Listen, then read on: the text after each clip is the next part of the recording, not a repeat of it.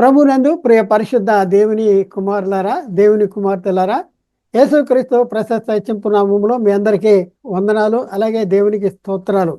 ప్రియులారా, ఎలా ఉన్నారు? బాగున్నారు కదా? అలాగే దేవుని కృప మహదేశ్వరాన్ని బట్టి మేము కూడా కులసాగా ఉన్నాం. ప్రియులారా, ఈరోజు మనము బైబిల్ గ్రంథంలో ఒక ప్రత్యేకమైనటువంటి అంశాన్ని గురించి నేర్చుకోవడానికి ప్రయత్నం చేద్దాం. ఈరోజు మనం నేర్చుకునే అంశం ఏంటంటే, మనిషి జన్మతః పాపి కాదు లో ఎపిసోడ్ నెంబర్ 1. ఈ ఎపిసోడ్లో మనం నేర్చుకునే అంశాలు ఏంటంటే, పాపము అనగా ఏమి, పాపము ఎప్పుడు ఆరోపించబడుద్ది, పాపము యొక్క ప్రభావం ఏంటి, పాప క్షమాపణ ఎలా జరుగుద్ది అనే అంశాన్ని గురించి ఈరోజు మనం నేర్చుకోవడానికి ప్రయత్నం చేద్దాం. ప్రియులరా, ఈ అంశాన్ని మనం నేర్చుకోవటానికి ఒక ప్రాముఖ్యత ఏంటి, ఎందుకు నేర్చుకోవలసిన అవసరం ఉంది అనేసి మనం పరిశీలన చేస్తే, ప్రియులరా, మరి నేటి క్రైస్తవ సమాజంలో అనేక మంది మరి క్రైస్తవ బోధకులు కానీ, బోధించేవాళ్ళు కానీ, అలాగే విశ్వాసులు కానీ మనం పరిశీలన చేస్తే ప్రతి వారు కూడా పాపి పాపి పాపి అనేటటువంటి పరిస్థితి ఉంది. అయితే ప్రియులరా, మనిషి జన్మతః పాపి అనేసి బోధిస్తూ ఉన్నారు. మనిషి పాపము చేయకపోయినా పాపిగానే పరిగణించబడతాడు అనేసి బోధించేటటువంటి పరిస్థితి మనం చూస్తూ ఉన్నాం. కానీ ప్రియులరా, నేటి సంఘాల్లో అనేక మంది పాపము పాపము అని ఉచ్చరిస్తున్నారే తప్ప పాపమును గురించినటువంటి సంపూర్ణ అవగాహన వారికి లేనట్లే మనకి అగపడుతూ ఉంది. ప్రియులరా, బోధించున్నటువంటి బోధకులకు కూడా పాపముల గురించి సంపూర్ణ అవగాహన లేదు. అలాగే వారి బోధ వింటున్నటువంటి విశ్వాసులకు కూడా మరి పాపముల గురించి సంపూర్ణ అవగాహన లేదు అని మనం చెప్పవచ్చు. ప్రియులారా, ఒకసారి ఆలోచించండి. మేము ఎవరిని కూడా వ్యక్తిగతంగా కానీ, సంఘపరంగా కానీ, సంస్థ పరంగా కానీ ఎవరిని విమర్శించటానికి కానీ, తప్పు పట్టుకుంటానికి కానీ కేవలం మేము ప్రయత్నం చేయట్లా. కేవలము బైబిల్ గ్రంథంలో ఏముంది, బైబిల్ ఏం చెప్తుంది, దాన్ని మీకు తెలియపరచడానికే మేము ఈ యొక్క ప్రయత్నము చేస్తూ ఉన్నాం. కాబట్టి ఆలోచన చేయండి, అర్థం చేసుకోండి, సత్యాన్ని గ్రహించడానికి ప్రయత్నం చేయండి. ప్రియులరా, మనిషి జన్మతః పాపి అని నమ్ముతున్నటువంటి వారికి కూడా పాపము అనే అంశాన్ని గురించినటువంటి సంపూర్ణ అవగాహన లేదు. అలాగే మనిషి జన్మతః పాపి కాదు అని నమ్ముతున్నటువంటి వారికి కూడా పాపమును గురించినటువంటి సంపూర్ణ అవగాహన లేదు. సంపూర్ణమైనటువంటి విశ్లేషణ కూడా వారు చేయలేకపోయినటువంటి పరిస్థితి మనం చూస్తూ ఉన్నాం. ప్రియులరా, మరి ముఖ్యంగా క్రీస్తు రక్తములో కడగబడి పరిశుద్ధపరచబడి సంఘములో చేర్చబడినటువంటి పరిశుద్ధులు, మేము విశ్వాసులము, పరిశుద్ధులము అని చెప్పుకుంటున్నటువంటి వారికి కూడా పాపము అంటే ఏంటో తెలియనటువంటి పరిస్థితుల్లో ఈరోజు మనం చూస్తూ ఉన్నాం. ప్రియులరా, ఒక సంగతి ఆలోచించండి. పాపం అనేది ఎప్పుడు ఆరోపించబడుద్ది, పాపము ఎవరిపై ఆరోపించబడుద్ది అనే సంగతి వారికి తెలియనటువంటి పరిస్థితి మనం చూస్తూ ఉన్నాం. ప్రియులరా, మనము ఈ పాపముల గురించినటువంటి సంపూర్ణ అవగాహన లేకపోతే గొప్ప ప్రమాదములో ఉన్నటువంటి పరిస్థితి మనం గుర్తించవలసిన అవసరం ఉంది. ఆ విపత్తు నుండి మనము తప్పించుకోవాలంటే పాపమును గురించినటువంటి సంపూర్ణ అవగాహనను మనం కలిగి ఉండాలి, పాపాన్ని గురించి నేర్చుకుని ఉండాలి. కనుక ప్రియులరా, మరి మేము ఎంతో ప్రయాసంతో ఈ వాక్యాన్ని మీ ముందుకి, పాపాన్ని గురించినటువంటి సంపూర్ణ గ్రహింపు, ఈ వాక్యాన్ని మేము ముందుకు తీసుకురావడానికి ప్రయత్నం చేస్తున్నాం.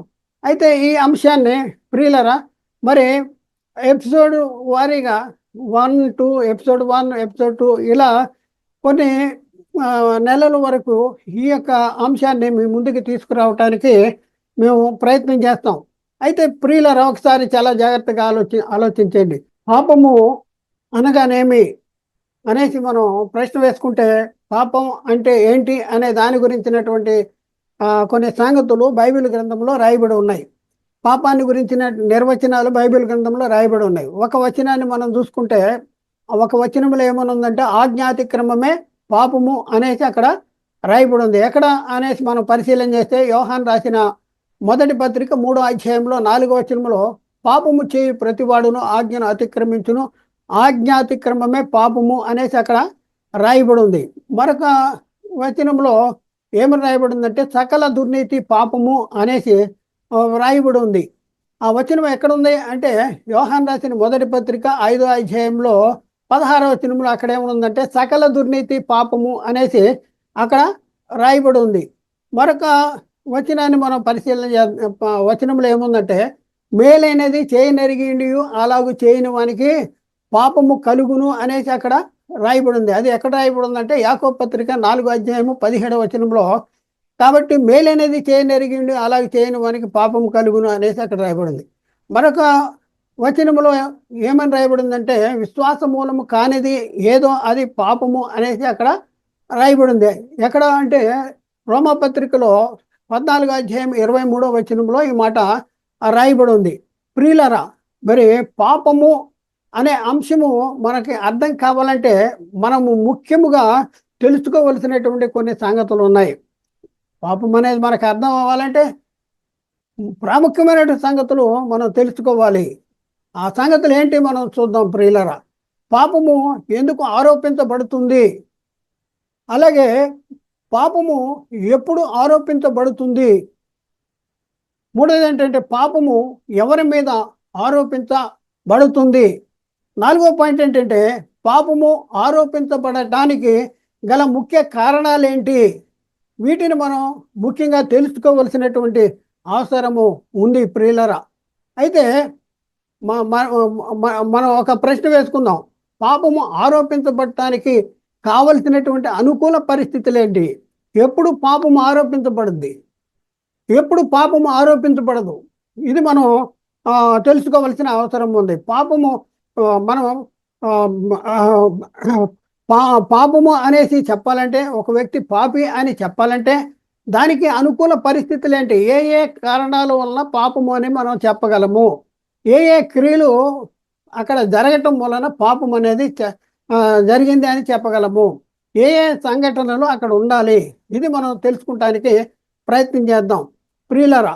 అయితే పాపము ఎప్పుడు ఆరోపించబడుతుంది, పాపం అనేది ఎప్పుడు ఆరోపించబడును అనేది మనం పరిశీలన చేస్తే పాపము ఆరోపించబడటానికి కొన్ని కొన్ని కొన్ని రీజన్స్ ఉన్నాయి, కొన్ని ఫండమెంటల్స్ ఉన్నాయి, కొన్ని సూత్రాలు ఉన్నాయి. ఎప్పుడు పాపం ఆరోపించబడుద్దంటే ఫస్ట్ వన్, ఆజ్ఞ ఇచ్చే వాళ్ళు ఉండాలి.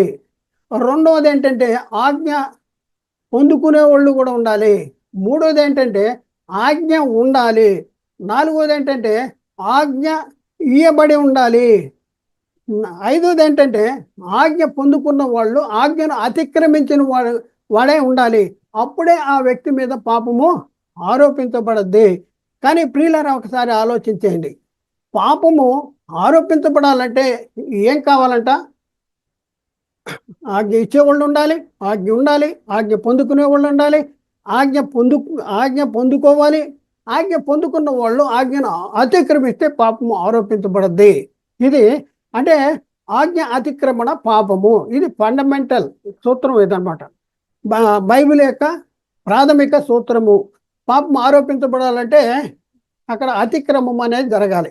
అయితే పాపము ఎవరి మీద ఎప్పుడు ఆరోపించబడదు, పాపం ఎప్పుడు ఆరోపించబడదు అనేసి మనం పరిశీలన చేస్తే ఆజ్ఞ ఇచ్చేవాళ్ళు ఉన్నా కూడా, ఆజ్ఞ ఇచ్చి ఉన్నా కూడా, ఆజ్ఞ పొందుకునేవారు ఆజ్ఞ పొందుకున్నా కూడా, ఆజ్ఞ పొందుకున్న వాళ్ళు ఆజ్ఞను అతిక్రమించకపోతే ఆ వ్యక్తి మీద పాపము ఆరోపించబడదు. చూడండి, ఆజ్ఞ ఉంది, ఆజ్ఞ ఇవ్వబడింది, ఆజ్ఞ ఇచ్చేవాళ్ళు ఉన్నారు, ఆజ్ఞ ఉంది, ఆజ్ఞ ఇవ్వబడి ఉంది, ఆజ్ఞ పొందుకున్నారు. కానీ ఆజ్ఞ పొందుకున్న వాళ్ళు అతిక్రమించట్లేదు అనుకోండి. అతిక్రమించకపోతే వారి మీద పాపము ఆరోపించబడద్దా అంటే వారి మీద పాపము ఆరోపించబడదు అనేసి లేఖనాల బట్టి మనం చాలా స్పష్టంగా అర్థం చేసుకోవచ్చు. అలాగే ప్రియులరా, పాపము ఎందుకు ఆరోపించబడుద్ది, ఆత్మ సంబంధమైన మరణం అనేది ఎందుకు వస్తుంది, మరి లేఖనాల్ని పరిశీలన చేద్దాం. యోహాను రాసిన మొదటి పత్రికలో 3వ అధ్యాయంలో 4వ వచనములో అక్కడేముంది? పాపము చేయు ప్రతివాడు ఆజ్ఞను అతిక్రమించును, ఆజ్ఞ అతిక్రమమే పాపము. పాపము ఎందుకు ఆరోపించబడుద్ది అంటే ఆజ్ఞ అతిక్రమమే పాపము. ఆజ్ఞను అతిక్రమించటం ద్వారా పాపము అనేసి అక్కడ రాయబడి ఉంది ప్రియులారా. అయితే ఒక సంగతి మనం ఆలోచిస్తే, మరి మనుషులందరూ ఎందుకు పాపులుగా తీర్చబడ్డారు? ఒకసారి ఆలోచించండి. ఆదాము పాపం చేశాడు, పాపం వల్ల మరణం వచ్చింది. మరి ఆదాము తర్వాత మిగిలిన వాళ్ళందరూ కూడా ఎందుకు పాపులుగా తీర్చబడ్డారు అనేసి మనం పరిశీలన చేస్తే, లోకంలో జరుగుతున్న బోధన మనం పరిశీలన చేస్తే, ఆదాము పాపం చేశాడు కాబట్టి ఆదాము చేసిన పాపమే పాపము చేయని మనకు కూడా సంక్రమిస్తుంది అనేసి దుర్బోధ ప్రకటించేటటువంటి పరిస్థితి నేటి క్రైస్తవ సమాజంలో మనం చూస్తూ ఉన్నాం. కానీ బైబిల్ అలా చెప్పట్లేదు. ఆ బోధ తప్పు. బైబిల్ అలా చెప్పట్లేదు. బైబిల్ ఏం చెప్తుంది అంటే, రోమాపత్రిక 5వ అధ్యాయంలో 12వ వచనంలో అక్కడ ఏమని రాయబడిందంటే, ఇట్లుండగా ఒక మనిషిని ద్వారా పాపము ద్వారా మరణమును లోకములోనికి ఎలాగూ ప్రవేశించనో అలాగుననే మనుషులందరూ పాపము చేసినందున అందరికీ మరణము సంప్రాప్తమైంది. ఇక్కడ మనం ఈ వచనము చూస్తే అలాగుననే అనేసి ఇక్కడ రాయబడింది. అలాగునే ఏం చేశారంట? మనుషులందరూ ఏం చేశారంట? అండర్లైన్ చేసుకోవాలి అక్కడ. మనుషులందరూ పాపము చేసినందున మరణం అనేది అందరికీ సంప్రాప్తమైనది అనేసి. అందరూ పాపము చేశారు, అందరూ పాపము చేసి పాపులుగా తీర్చబడుతున్నారు. పాపము చేయని వారి మీద మరణం ఏలుద్దా అంటే, పాపము చేయని వారి మీద మరణం ఏలేటటువంటి పరిస్థితి లేదు ప్రియులరా. బోధ తప్పుడు బోధ క్రైస్తవ సమాజంలో జరుగుతుంది. మనిషి జన్మతః పాపి. ఆదాము చేసిన పాపము చేయని మన మీద కూడా ఆరోపించబడుతుంది. మనిషి పుట్టుకతోనే పాపి అనేసి చెప్పేటటువంటి పరిస్థితి. కానీ బైబిల్ ఏం చెప్తుంది? మనం ఇప్పటి వరకు చూసినటువంటి సంగతుల్లో ఒక వ్యక్తిపై పాపం ఆరోపించబడాలంటే ఆ వ్యక్తి ఆజ్ఞను అతిక్రమించిన వాడే ఉండాలి. అందుకనే మనం లేఖనాల్లో మనం చూస్తే, మరొక వచనం చూస్తే రోమపత్రికలో 3వ అధ్యాయం 23వ వచనంలో అక్కడ ఏమని ఉందంటే, ఏ భేదము లేదు, అందరూ పాపము చేసి దేవుడు అనుగ్రహించి మహిమను పొందలేకపోతున్నారు. ఇక్కడ అందరూ పాపము చేసి అనేది అండర్లైన్ చేసుకోవాలి ప్రియులారా. ఒకసారి ఆలోచించండి. ఏ భేదము లేదంట. ఏంటి అందరూ పాపము చేసి దేవుడు అనుగ్రహించి మహిమను చేసి పొందలేకపోతున్నారు. చేసి అనేది అండర్లైన్ చేసుకోవాలి. పాపము చేస్తే పాపి అవుతాడు, దొంగతనము చేస్తే దొంగ అవుతాడు. దొంగతనం చేయనోడు దొంగ అవడు. ఎవడో దొంగతనం చేస్తే, మన ఇంటి ఎదురింటోడు దొంగతనం చేస్తే పోలీసులు మన ఇంటికి వస్తారా అంటే మన ఇంటికి రారు. ఎందుకంటే మనము ఆజ్ఞను అతిక్రమించలేదు, ఆజ్ఞకు లోబడినాం, ఆజ్ఞానుసారంగా జీవిస్తున్నాం. కాబట్టి ఆ చట్టం ఎవరిని పట్టుకుంటుంది? పాపము చేసిన వారిని పట్టుకుంటుంది. కాబట్టి ప్రియులారా ఒకసారి ఆలోచించండి. ఇప్పుడు మనకేం అర్థమవుతుంది అంటే, పాపము చేసినందున పాపులుగా మారుతున్నారు. అయితే ప్రియులారా, ఈ పాపాన్ని గురించి మనం పరిశీలన చేస్తే, మనుషులందరూ ఏమి చేసినందున పాపులుగా తీర్చబడుతున్నారు అంటే, మనుషులందరూ కూడా పాపము చేయటం వలన పాపులుగా తీర్చబడుతున్నారని బైబిల్ చెప్తుంది. అవునంటారా కాదంటారా? బైబిల్ కరెక్ట్ చెప్తుందా? లేకపోతే మన క్రైస్తవ సమాజంలో జరుగుతున్న బోధ కరెక్టా? బైబిల్ చెప్పేది కరెక్టా? ఒకసారి మీరు ఆలోచించుకోవలసినటువంటి అవసరం ఉంది. సాతాను ఎన్నో రీతిలుగా మన మోసం చేస్తానికి ప్రయత్నం చేస్తూ ఉన్నాడు. ప్రాముఖ్యమైనటువంటి అంశము, మనం పరలోకానికి వెళ్ళాలంటే పాపమును గురించినటువంటి సంగతి స్పష్టంగా తెలుసుకోవలసినటువంటి అవసరం ఉంది. కాబట్టి ప్రియులారా ఒకసారి ఆలోచించండి. ఈ పాపము యొక్క దుష్ప్రభావం ఏంటి? ఒక వ్యక్తి పాపిగానే చనిపోతే ఎలాంటి పరిస్థితిని మరి అనుభవిస్తాడు? ఒక వ్యక్తి పాపిగా ఉంటే ఆ దేవునికి మరి ఎలాంటి పరిస్థితులు ఉంటాడు అంటే, దేవునికి దూరంగా ఉంటాడు.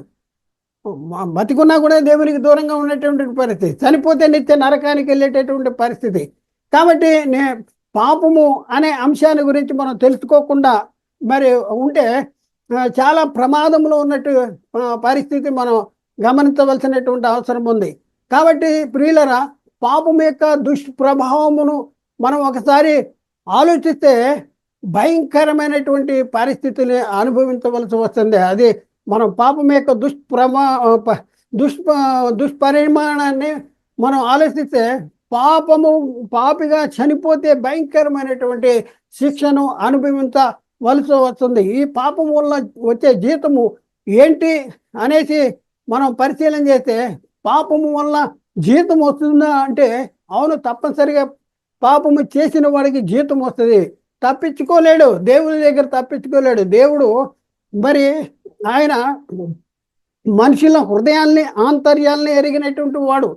మరి మనం పరిశీలన చేస్తే నన్ను ఎవరో చూడలేదు కదా, నేను ఇది చేస్తే ఏమవుద్దులే అనేసి అనే పరిస్థితుల్లో చాలామంది ఏం చేస్తున్నారంటే వ్యక్తులు చూడట్లేదు అనేసి పాపాలు జరిగించేటటువంటి పరిస్థితి ఉంది.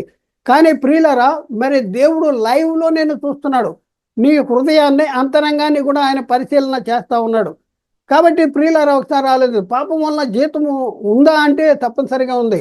ప్రియులారా ఒకసారి ఆలోచించండి, మనము ఏదైనా ఉద్యోగం చేస్తే ఆ ఉద్యోగం ఉద్యోగం చేసినటువంటి మనకి నెల నెల వచ్చేటప్పటికి జీతము వస్తుంది అనేసి ఎంతో ఆశతో ఎదురు చూస్తూ ఉంటామో, అలాగే పాపము చేసిన వ్యక్తికి తప్పనిసరిగా జీతము వస్తుందంట. ఏంటి పాపము చేసిన వ్యక్తికి వచ్చే జీతము అనంటే, రోమపత్రికలో 6వ అధ్యాయంలో 23వ వచనంలో చూస్తే, ఏలైనగా పాపము వల్ల వచ్చే జీతము మరణము, అయితే దేవుని కృపావరము మన ప్రభు అయిన యేసుక్రీస్తునందు నిత్య జీవము. అంటే పాపము వల్ల వచ్చే జీతం ఏంటంట? మరణము. మరణము మరణము పాపం యొక్క దుష్ప్రభావము ఏమిటంటే, మీ దోషములు మీకును దేవునికి అడ్డుగా ఉన్నాయి. ఇక్కడ మనం చూస్తే పాపం వల్ల వచ్చే జీతము మరణము అంటే ఏ మరణము? ఏ మరణం? మరణాలు ఎన్ని రకాలు ఉన్నాయి? మరణాలు 2 రకాలు ఉన్నాయి. పాపం వల్ల వచ్చే జీతము దేనికి సంబంధించిన మరణము? పాపము సంబంధించిన మరణము శరీరానికి సంబంధించిన మరణమా అంటే కాదు.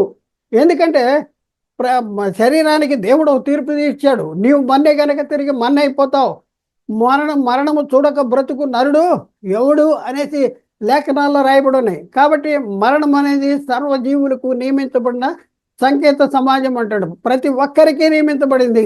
అయితే ఇక్కడ పాపమూలంలో వచ్చే జీతం మరణం అనేది దేనికి సంబంధించిందంటే ఆత్మకు సంబంధించింది. శరీరము నుండి ఆత్మ ఎడబాటు శరీర సంబంధమైన మరణం అయితే, నేను అనే ఆత్మకు, దేవుడై ఉన్న ఆత్మకు కలిగే ఎడబాటు, నిత్య ఎడబాటే ఆత్మ సంబంధమైన మరణము. ఈ లోకంలో జీవించి ఉండగా కూడా మనము దేవునికి పాపం చేసిన వారం అయితే దేవునికి దూరమైగా ఉండేటటువంటి పరిస్థితి. నీవు జీవించుతున్నావు అన్న పేరు మాత్రం ఉన్నది, కానీ మృతుడిగా ఉండేటటువంటి పరిస్థితి. అపరాధముల చేతను పాపముల చేత చనిపోయినటువంటి పరిస్థితుల్లో ఉంటారు. ఏది ఈ లోకంలో శారీరకంగా జీవించి ఉన్నప్పుడు కూడా జీవించుతున్నావు అన్న పేరు మాత్రం ఉన్నది, కానీ మృతులుగానే ఉండేది. అయితే శరీరం నుండి వెడలిపోతే, శరీరాన్ని విడిచిపెడితే ఎలాంటి పరిస్థితి అంటే నిత్య నరకానికి వెళ్ళేటటువంటి పరిస్థితి. కాబట్టి ప్రియులారా ఒకసారి ఆలోచించండి, ఈ పాపము అనేది దేవుని నుండి మనని ఎడబాటు చేసేటటువంటి పరిస్థితి ఉంది. యెషయా గ్రంథంలో 59వ అధ్యాయంలో 1వ వచనంలో అక్కడ రాయబడి ఉందంటే, మీ పాపములు, మీ దోషములు మీకును మీ దేవునికి అడ్డుగా వచ్చాను. మీ దోషములు రక్షించబడనేనక ఉండినట్లు యెహోవా హస్తము కూర్చగా లేదు, విననేనక ఉండినట్లు ఆయన చెవులు మందముగా లేదు. మీ దోషములు మీ దేవునికి మీకు అడ్డుగా ఉన్నాయి అనేసి అక్కడ రాయబడి ఉన్నాయి. కాబట్టి ప్రియులారా ఒకసారి ఆలోచించండి, ఈ వచనాన్ని బట్టి మనం ఆలోచిస్తే పాపం యొక్క దుష్ప్రభావం ఏంటి? పాపము చేసిన వారు ఆత్మ సంబంధమైన మరణానికి లోనైనటువంటి పరిస్థితి. శరీర సంబంధమైన మరణము అనేది ఒకటి ఉంది, అయితే ఆత్మ సంబంధమైన మరణం అనేది మరొకటి ఉంది. ఈ ఆత్మ సంబంధమైన మరణములో 2 దశలను అనే తెలుసుకున్నాం. జీవించుండగా దేవునికి దూరంగా ఉండేటటువంటి పరిస్థితి, అలాగే చనిపోతే నిత్య నరకానికి వెళ్ళేటటువంటి పరిస్థితి ఉంది. కాబట్టి ప్రియులారా, శరీరములో ఉండగానే నేను, మనము అను ఆత్మకు, దేవుడైన ఆత్మకు మధ్య ఎడబాటు ఏదైతే జరుగుతుందో దాన్ని ఆత్మ సంబంధమైన మరణము అని అంటారు. అయితే ప్రియులారా, మనం చనిపోతే దేవునికి దూరంగా వెళ్ళిపోయి నిత్య నరకానికి పాత్రలుగా చేసేదే ఏమిటంటే ఈ పాపము. చనిపోతే నిత్య నరకానికి వెళ్ళిపోయేటటువంటి పరిస్థితి ఎవరికి వస్తుందంటే, పాపులు. వారు జీవించి ఉండగా పాపాన్ని గురించి తెలుసుకోకుండా పాపములోనే జీవిస్తూ, పాపములోనే ఉండి, పాపము చేస్తూనే చనిపోతే వాళ్ళు నిత్య నరకానికి వెళ్ళేటటువంటి పరిస్థితి. ప్రియులరా, ఈ నిత్య నరకంలో ఎంతసేపు ఉంటారు అనేసి ఒకసారి పరిశీలన చేయండి. పరిశీలన చేస్తే లేఖనంలో చాలా స్పష్టంగా రాయబడింది. అగ్ని ఆరదు, పురుగు చావదు అంటాడు. అగ్ని యుగ యుగాలు ఆరని అగ్నిలో చావని ఆత్మ యుగ యుగాలు మరి కాలేటటువంటి పరిస్థితి. కాబట్టి ఈ సంగతి మన దగ్గర ఉన్నటువంటి బైబిల్ గ్రంథంలో మరి రాయబడి ఉంది. కాబట్టి ప్రియులరా, పాపం యొక్క దుష్ప్రభావము ఎంత కఠినమైనదో మనం తెలుసుకోవలసిన అవసరం ఉంది. పాపం యొక్క దుష్ప్రభావం ఎంత కఠినమైనదో మనం తెలుసుకోవాల్సిన అవసరం ఉంది. ఇంకా పాపము వలన వచ్చే దుష్ప్రభావం ఏంటంటే దైవ కుమారత్వాన్ని పోగొట్టుకునేటటువంటి పరిస్థితి. దేవుని కుమారత్వాన్ని పోగొట్టుకుంటాం. దేవుని కుమారత్వాన్ని పోగొట్టుకుంటాం. ప్రియులరా, ఒకసారి ఆలోచించండి. ప్రారంభంలో ఆదాము గురించి మనం ఆలోచించుకుంటే, ఆదాము గురించి బైబిల్లో ఏం రాయబడిందంటే ఆదాము దేవుని కుమారుడు అనేసి రాయబడింది. లోకాసు వార్తలో 3వ అధ్యాయంలో 38వ వచనంలో కైనాను ఏనోషుకును, ఏనోషు షేతుకును, షేతు ఆదాముకును, ఆదాము దేవునికి కుమారుడు అనేసి బైబిల్లో చాలా స్పష్టంగా రాయబడింది. ఆదాము దేవునికి కుమారుడు, దేవుని కుమారుడు. దేవుని కుమారుడు అంటే ఎవరు? దేవునికి వారసుడు. దేవునికి వారసుడు. అయితే దేవుని కుమారుడైన ఆదాము దేవుని ఆజ్ఞను అతిక్రమించటం ద్వారా తనకు కలిగి ఉన్నటువంటి కుమారత్వాన్ని పోగొట్టుకున్నాడు. ఇప్పుడున్న పరిస్థితుల్లో పాపం యొక్క పరిణామము ఎంత ప్రమాదకరమైనదో, ఎంత కఠినమైనదో ఆలోచించవలసినటువంటి అవసరం ఉన్నది. ప్రియులరా, మరి ఒకసారి ఆలోచించండి. పాపములో ఉండి పాపము చేస్తూనే చనిపోతామా? చనిపోతే ఎక్కడికి వెళ్తావు? నువ్వు ఎక్కడికి వెళ్తావు? ఒకసారి ఆలోచన చేసుకో. తప్పనిసరిగా పాపము ఎందుకు ఆరోపించబడుద్ది? పాపం ఎప్పుడు ఆరోపించబడుద్ది? పాపం ఎవరిపై ఆరోపించబడుద్ది? ఇవన్నీ మనం తెలుసుకోవాల్సిన అవసరం ఉంది. అయితే మరి ఒకసారి మనం ఆలోచిద్దాం. మరి పాపము యొక్క పాప క్షమాపణ అనేది ఎలా జరుగుద్ది అనేసి మనం తెలుసుకోవాల్సిన అవసరం ఉంది. అయితే ప్రియులరా, ఈ పాప క్షమాపణ అనేది బెల్లము, ఉప్పు, చింతపండు ఇలా దుకాణాల్లో కొనుక్కుంటే దొరికేది కాదు. ఒకసారి ఆలోచించండి. అలా దొరికేదైతే డబ్బున్న వాళ్ళే ఈ పాప క్షమాపణను మరి కొనుక్కునేటటువంటి వారు. పాప క్షమాపణ మనం ఆలోచిస్తే ఈ పాప క్షమాపణ ఎలా జరుగుద్ది? ఒకసారి ఆలోచించండి. పాప క్షమాపణ యొక్క విలువ ఏంటి అనేసి మనం పరిశీలన చేస్తే మనము విలువ పెట్టుకొని వారు అనమాట. పారంపరమైన వ్యర్థ ప్రవర్తన బట్టి మీరు విమోచించలేదు కానీ అమూల్యమును అత్యధికములైన క్రీస్తు రక్తము చేత మీరు విమోచించబడుతుంది. క్రీస్తు రక్తము చేత విమోచించబడ్డాం. మనము విమోచించబడినటువంటి వారు, మనం కొనబడినటువంటి వారు. అయితే ప్రియులరా, ఒకసారి ఆలోచన చేస్తే లేఖనాల్లో ఏమి రాయబడి ఉంది అనంటే, మన ఈ పాప క్షమాపణ గురించి మనం ఆలోచిస్తే, ఈ పాప క్షమాపణ మనకి పాప క్షమాపణ జరగటానికి మరి మన బంధువులు కానీ, మిత్రులు కానీ, మన సహచరులు కానీ, మనకు తెలిసిన వారు కానీ, లేకపోతే ఇంకెవరైనా కానీ మరి పాప క్షమాపణ కలిగించేటటువంటి పరిస్థితుల్లో లేరు. మన పాపము నుండి విమోచించేటటువంటి పరిస్థితుల్లో ఎవరు లేరు. మన దగ్గర ఉన్న డబ్బు కూడా మనకి పాప క్షమాపణ అనేది జరగదు. దానివల్ల కూడా శరీరానికి రోగం వస్తేనే ఈ ధనం కొంతవరకు పనికి వస్తుంది. కానీ చివరాఖరికి వచ్చేటప్పటికి నీకు ఎంత డబ్బు ఉన్నా, ఎంత ఆస్తి ఉన్నా సరే ఈ శరీరాన్ని విడిచిపెట్టి పోవలసినటువంటి పరిస్థితి ఉంటుంది. అంటే డబ్బు కానీ, ఆస్తి కానీ, లేకపోతే బంధువులు, మిత్రులు శరీరాన్నే కాపాడలేకపోతున్నారు, శరీరాన్ని చేయలేకపోతున్నారు, శరీరాన్ని మరి ఎల్లకాలము బతికించలేకపోతున్నారు. అయితే ప్రియులరా, ఆత్మకు పట్టిన రోగము తగ్గాలి. ఈ ఆత్మ రోగము వలన దేవునికి మనకి దూరం అయిపోతున్నాం. ఈ ఆత్మ నిత్య నరకానికి వెళ్లకుండా ఉండాలంటే మరి ఎవరి వలన అవుద్ది? ఈ లోకంలో ఎవరి చేత అవుద్ది అంటే ఎవరి చేత కూడా అయ్యేటటువంటి పరిస్థితి లేదు అనేసి బైబిల్ చెప్తా ఉంది. చూద్దాం, లేఖనాన్ని చూద్దాం. కీర్తన గ్రంథంలో 49వ కీర్తన 7 నుండి 9 వచనాలు మనం పరిశీలన చేస్తున్నాం. అక్కడ ఏమని రాయబడి ఉందంటే, ఎవడును ఏ విధము చేతనైనను తన సహోదరుని విమోచించలేడు. వాడు కుళ్ళు చూడక నిత్యము బ్రతుకున్నట్లు వాని నిమిత్తము దేవుని సన్నిధిలో ప్రాయశ్చిత్తము చేయగలవాడెవడు కూడా లేడు.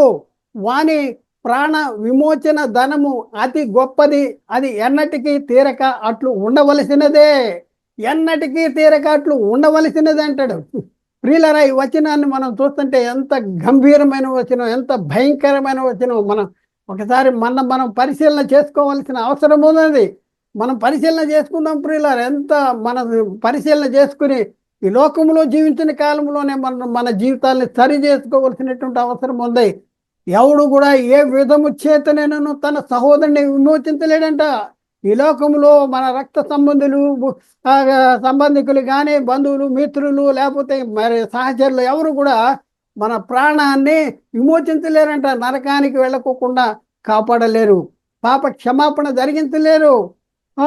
వాడు కుళ్ళు చూడక నిత్యము బ్రతికినట్లు, అంటే నిత్య జీవము పొందటానికి యుగాలు మరి దేవుని సన్నిధిలో ఉండటానికి కోసం నిత్యము బ్రతికినట్లు వాని నిమిత్తము, అంటే మన నిమిత్తము దేవుని సన్నిధిలో ప్రాయశ్చిత్తము, మన ఆత్మ కోసం ప్రాయశ్చిత్తము చేసేవాళ్ళు ఈ లోకంలో ఎవరు కూడా లేరు అనేసి బైబిల్ చెప్తుంది.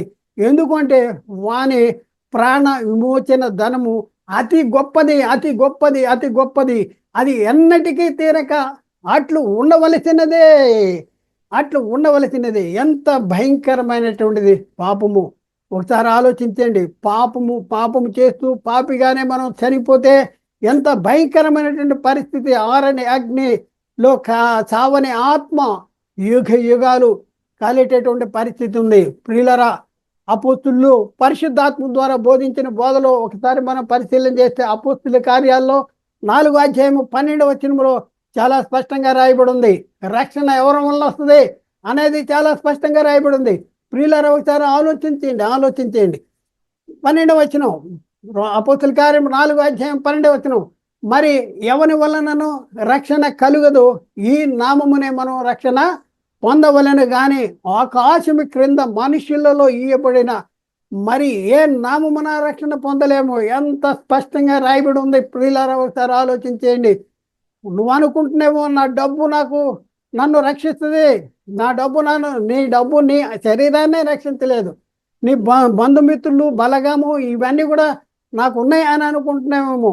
చివరాఖరికి వచ్చేటప్పటికి శరీరాన్ని వీళ్ళు రక్షించలేరు. మరి ఆత్మ శరీరాన్ని విడిచిన తర్వాత ఆత్మ ఎక్కడికి వెళ్ళొద్దో ఒకసారి ఆలోచన చేసుకో. ఆత్మ పాపము చేస్తూ పాపములో ఉండి చనిపోతే నిత్య నరకానికి వెళ్ళి చావని ఆత్మ ఆరని అగ్నిలో యుగాలు కాలేటటువంటి పరిస్థితి ఉంది. అందుకనే ఎవడును మరి ఎవరి వలనను రక్షణ కలగదు, ఈ నామమునే మనం రక్షణ పొందాలి. ఆకాశం కింద ఉన్న మనుషుల్లో మరి ఏ నామమును కూడా రక్షణ పొందలేము అనేసి అపోస్తలులు స్పష్టంగా చెప్పినటువంటి పరిస్థితి ఉంది. కాబట్టి ప్రియులారా, ఒకసారి ఆలోచించండి. పాప క్షమాపణ జరగటానికి ఈ లోకంలో ఉన్నటువంటి ఏకైక మార్గము క్రీస్తు రక్తము. అవును, క్రీస్తు రక్తమునందలి విశ్వాసం ద్వారా మనం ఉచితముగా నీతిమంతులుగా తీర్చేటటువంటి పరిస్థితి. డబ్బు కట్టవలసిన అవసరం లేదు. మన కోసము విమోచన క్రయధనముగా తను అప్పగించుకున్నాడు. ప్రియులారా, మనం డబ్బు కట్టక్కర్లేదు. ఏం చేయాలి? వారు మనసు వాక్యాన్ని వినాలి. యేసుక్రీస్తు దేవుని కుమారుడని, రక్షకుడని, ప్రభు అని విశ్వసించాలి. యేసుక్రీస్తుని తండ్రి అని దేవుడు ఈ లోకానికి పంపించాడని, యేసుక్రీస్తు నా కోసం, మన కోసం, మన అందరి కోసం పాప క్షమాపణ కోసం సిలువలో సిలువ వేయబడి సిలువలో రక్తం చిందించాడని, ఆయన సిలువ వేయబడి మృతి పొంది సమాధి చేయబడి తిరిగి 3వ దినాన్ని తిరిగి లేచాడని విశ్వసించాలి. ఆయన విశ్వాసం ఉంచిన వారిని మరి తండ్రి కుడిపార్శాన్ని కూర్చున్న యేసుక్రీస్తు, మృతుల్లోండి లేచి తండ్రి కుడిపార్శానికి ఆసీనుడే, తండ్రి కుడిపార్శాన్ని కూర్చున్న యేసుక్రీస్తు, ఆయన విశ్వాసం ఉంచిన వారిని తిరిగి తండ్రి తీసుకువెళ్ళి తండ్రికి అప్పగిస్తాడు అనేసి మనం విశ్వసించాలి. నమ్మి బాప్తిజం తీసుకోవాలి. ప్రియులారా, పాప క్షమాపణ జరగాలంటే ఒక ఏకైక మార్గము క్రీస్తు రక్తం మన కోసం ఒక మార్గాన్ని సిద్ధపరిచాడు. ప్రియులారా, యేసుక్రీస్తు వారు ఒక మార్గాన్ని సిద్ధపరిచాడు. ఎఫ్సీ పత్రిక 1వ అధ్యాయంలో 7వ వచనంలో అక్కడే ఉంది, దేవుని కృపా మహదైశ్వర్యాన్ని బట్టి ఆ ప్రియుని యందు ఆయన రక్తము వలన మనకు విమోచన. చూడండి ఏంటంట, ఆ ప్రియునందు ఆయన రక్తము వలన మనకు విమోచన అనగా మన అపరాధములకు క్షమాపణ కలుగుతున్నది. మన అపరాధాలకి క్షమాపణ, అపరాధాలకి క్షమాపణ ఎలా కలుగుతుంది? ఎవరి ద్వారా కలుగుతుంది? ఆ ప్రియునందు ఆయన రక్తము వలన, క్రీస్తు శిలువలో కార్చినటువంటి రక్తము ద్వారా మన పాపములకు క్షమాపణ కలిగింది. మన ఆత్మ రక్షణ పొందుకుంటున్నాం. దేవుని కుమారులుగా మరి తీర్చిదిద్దబడేటటువంటి పరిస్థితి ఉంది. పరలోకమందున్న దేవుని కుటుంబ సభ్యులుగా చేర్చబడుతున్నాం. ప్రియులారా, క్రీస్తు రక్తంలో కడగబడుతున్నావా? నమ్మి బాప్తిజం పొందుతున్నావా? మరి పరిశుద్ధాత్మ అనే వరమును పొందుకున్నావా? మరి పాప క్షమాపణ పొందుకున్నావా? పొందుకుంటే మన పరిస్థితి ఏంటంటే, పరలోక కుటుంబములో, పరలోకమందున్న దేవుని కుటుంబములో సభ్యులుగా చేర్చబడేటటువంటి పరిస్థితి. అలాగే పరిశుద్ధులతో ఏక పట్టణస్థులుగాను దేవుని ఇంటివారుగా చేయబడేటటువంటి పరిస్థితి. ఎంత గొప్ప ఆధిక్యతలో ఒకసారి ఆలోచించండి. దేవుని ఇంటివారంట, దేవుని కుటుంబ సభ్యులంట, ఈ జీవము గల దేవుని పట్టణానికి అనగా పరలోక యెరూషలేమునికి వచ్చేటటువంటి పరిస్థితి. వచ్చేస్తున్నాం, పరలోక యెరూషలేముకి వచ్చేసినటువంటి పరిస్థితి. ఎప్పుడు అంటే నమ్మి బాప్తిజం తీసుకోవాలి. అందుకనే పేతురు గారు అంటున్నాడు, పేతురు మీరు మారు మనసు పొంది ప్రతివాడు పాప క్షమాపణ నిమిత్తము ప్రతివాడు యేసుక్రీస్తు నామములో బాప్తిజం పొందిడి, అప్పుడు మీరు పరిశుద్ధాత్మ అనే వరాన్ని పొందుతారు. ఆత్మ బతికించబడుద్ది. అపరాధాల చేత, పాపముల చేత చనిపోయిన ఆత్మ బాప్తిజం తీసుకోగానే పాప క్షమాపణ పొంది ఆత్మ బతికించబడి దేవునితో సమాధాన స్థితి కలిగేటటువంటి పరిస్థితి ఉంది. ప్రియులారా, ఒకసారి ఆలోచించండి. ఇంకా మనం పరిశీలన చేస్తే, ఏర్పరచబడిన వంశమును, రాజులైన యాజక సమూహమును అయి ఉన్నామంట. ఏర్పరచబడిన వంశము, రాజులైన యాజక సమూహము అయి ఉన్నాము. ఇంకా మనం చూస్తే తండ్రితో కూడాను, ఆయన కుమారుడైన యేసుక్రీస్తుతో కూడా మనకి సహవాసము. ఆదాము దేవుని సహవాసాన్ని పోగొట్టుకున్నాడు. మళ్ళీ దేవుడు తనతో మనల్ని సహవాసాన్ని కల్పించటానికి దేవుడు తన సొంత కుమారుడైన యేసుక్రీస్తు వారిని ఈ లోకానికి పంపించి, క్రీస్తు శిలువ రక్తం ద్వారా మన పాపాలు క్షమింపజేసి మనల్ని దేవునితో సమాధాన స్థితి కల్పించినటువంటి పరిస్థితి. అందుకనే తండ్రితో కూడాను, ఆయన కుమారుడైన యేసుక్రీస్తుతో కూడా సహవాసము కలిగి ఉన్నటువంటి పరిస్థితి లేఖనాల్లో రాయబడింది. కాబట్టి ప్రియులారా, ఒకసారి ఆలోచించండి. మనం ఎలాంటి పరిస్థితుల్లో ఉన్నాం, మనం ఎలాంటి పరిస్థితుల్లో ఉన్నా సరే దేవుడు నిన్ను పిలుస్తున్నాడు. దేవుడు నిన్ను రమ్మంటున్నాడు. దేవుడు నీ కోసం ఆలోచిస్తున్నాడు. దేవుడు నిన్ను ప్రేమించి తాను ప్రేమించిన తన సొంత కుమారుడైన యేసుక్రీస్తుని ఈ లోకానికి పంపించాడు. నిన్ను ప్రేమించాడు. నీ కోసము తన సొంత కుమారుడైన యేసుక్రీస్తు వారిని ఈ లోకానికి పంపించాడు. కాబట్టి యేసుక్రీస్తు వారిని సెలవులో బలి ఇవ్వటం అనేది దేవుని అభీష్టం అంట. ఆయన అభీష్టము, మన కోసం ఆయన్ని అప్పగించటం అన్నది అభీష్టము. దేవుడు లోకాన్ని ఎంతో ప్రేమించాడంట. కాగా తన అద్వితీయ కుమారుని యందు పుట్టిన వాని యందు నిత్య జీవం పొందినట్లు ఆయనను అనుగ్రహించాడు, మనకు అనుగ్రహించాడు. ఎట్లా అనుగ్రహించాడు? సిలువలో బలియాగము గావింపజేసి సిలువలో రక్తము కారిస్తే ఆ రక్తదారుల ద్వారా మనకి విమోచన అనేది జరిగింది. ప్రియులారా, ఒకసారి ఆలోచించండి. మరి ఇంత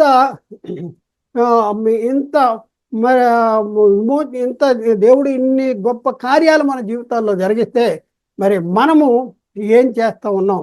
నిర్లక్ష్యంగా ఉన్నావా? ఇంకా పాపం చేస్తానే ఉన్నావా? ఇంకా పాపంలోనే ఉన్నావా? నీ జీవితం ఎలాంటి జీవితం గడుపుతున్నావు? ఇప్పుడే దేవుడు పిలుస్తున్నాడు, నీవు మారు మనసు పొందు. నీ సమయం ఉందో లేదో తెలియదు, రేపేమి సంభవించినో నీకు తెలియదు. మరి ఈరోజే మరి ఒకసారి దేవుని పిలుపుకి లోబడి ఆయన దగ్గరికి రా. ఆయన దగ్గరికి వచ్చి నీ పాపాలు ఒప్పుకొని ఇక నుంచి నేను పరిశుద్ధంగా జీవిస్తాను, నేను పవిత్రంగా జీవిస్తాను అనేసి నీ పాపాలు దేవుని సన్నిధిలో ఒప్పుకొని మరి నమ్మి బాప్తిజం పొందు. ఒకవేళ ప్రియులారా, ఒకసారి ఆలోచించేయండి.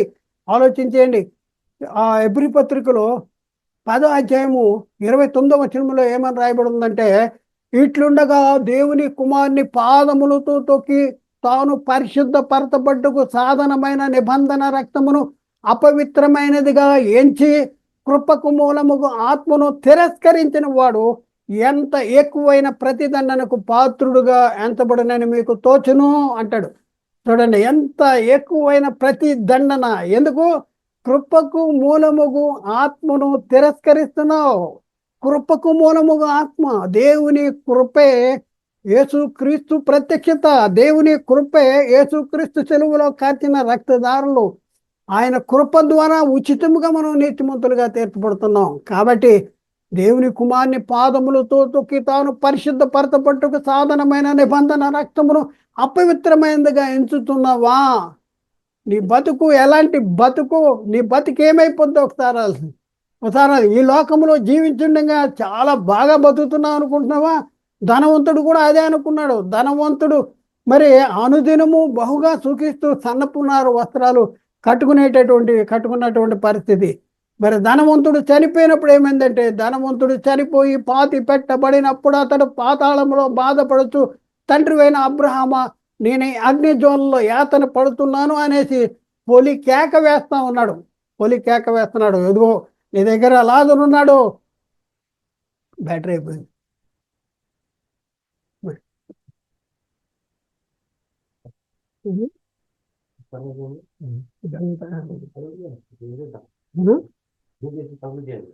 ఇది పెట్టు.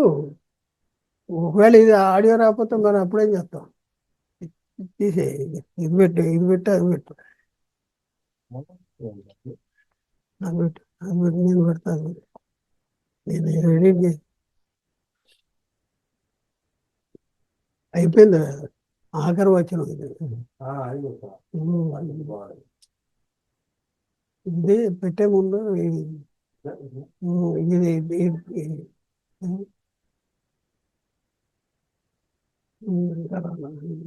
నేపు తిప్పు.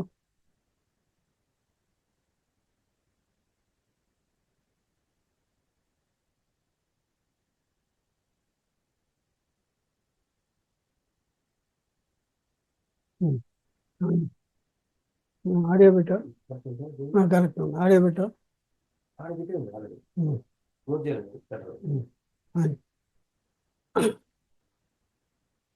హెబ్రీ పత్రిక 10వ అధ్యాయం 29వ వచనంలో, ఇట్లుండగా దేవుని కుమారుని పాదములతో తొక్కి తాను పరిశుద్ధపరచబట్టుకు సాధనమైన నిబంధన రక్తమును అపవిత్రమైనదిగా ఎంచి కృపకు మూలముగా ఆత్మను తిరస్కరించిన వాడు ఎంత ఎక్కువైన ప్రతిదండన. ఎలాంటి ప్రతిదండ అంటే, ధనవంతుడు చనిపోయి పాతి పెట్టబడినప్పుడు అతడు పాతాళంలో బాధపడుతున్నాడు. తండ్రి అయిన అబ్రహామా, నేనే అగ్ని జ్వాలలో యాతన పడుతున్నాను, ఆయన కనికరపడి తన వేలుకొన్న నీటిలో ముంచి నా నాలుక చల్లారటానికి ఆ లాదన్న పంపించు అంటే, అక్కడ వేలుకొన్న నీటిలో ముంచి నాలుక చల్లార్చుకునేటటువంటి వెసులుబాటు కూడా లేదు. అంత భయంకరమైన ప్రతిదండన. ఎందుకంటే కృపకు మూలముగు ఆత్మను తిరస్కరించిన వాడు ఎంత ఎక్కువైన ప్రతిదండన. కాబట్టి ప్రియులారా, ఒకసారి ఆలోచించండి. దేవుడు పిలుస్తున్నాడు, దేవుడు మిమ్మల్ని పిలుస్తున్నాడు. ఇదే అనుకూల సమయము, ఇదే రక్షణ దినము. కాబట్టి రేపు అనేది నీకు ఉంటుందో లేదో తెలియదు. కాబట్టి సమయం ఉండగానే మరి మనం దేవుని దగ్గరికి వద్దాం. నేను పాపిని ఒప్పుకుందాం, యేసుక్రీస్తు రక్తంలో కడగబడదాం, బాప్తిజం తీసుకుందాం, క్రీస్తు రక్తంలో కడగబడదాం. మరి కడగబడి దేవుని సన్నిధికి వచ్చి దేవుని కృపలో మనం దినదినము వర్ధిల్లుదాం. మనం పొందిన రక్షణ అనుదినము మరి భయంతో వణుకుతో మరి దాన్ని కాపాడుకుంటూ మన ఆత్మీయ జీవితాన్ని ముందుకు తీసుకెళ్దాం. కాబట్టి ప్రియులారా, ఆలోచించండి. పాపం అంటే ఏంటి? పాపం ఎందుకు ఆరోపించబడుద్ది? పాపం యొక్క మనం పరిశీలన చేస్తే, పాపము అంటే ఏంటి? పాపం ఎప్పుడు ఆరోపించబడుతుంది? పాపం యొక్క దుష్ప్రభావం ఏంటి? పాప క్షమాపణ ఎలా జరుగుద్ది? పాపము నుండి ఎలా తప్పించుకోవాలి? సంగతులను మనం నేర్చుకున్నాం కదా. మరి మీ పరిస్థితి ఎలా ఉంది? మీ పరిస్థితి దేవునికే తెలుసు. మీ అంతరంగ జీవితం దేవునికే తెలుసు. పైకి బాగానే ఉండొచ్చు, కానీ మీ అంతరంగ జీవితము, అంతరంగ స్వభావము నూతన పరచబడాలి. మార్పు నొంది నూతన పరచబడాలి. కాబట్టి ఆలోచించేయండి ప్రియులారా, అర్థం చేసుకోండి, సత్యాన్ని గ్రహించండి, సత్యానికి లోబట్టడానికి ప్రయత్నం చేయండి. దేవుడు మాట్లాడిన ప్రతి మాట ప్రతి ఒక్క హృదయంలో నీరుగట్టి ఫలింపు చేయనుగాక. ఆమెన్. అందరికీ వందనాలు. దేవునికి స్తోత్రాలు.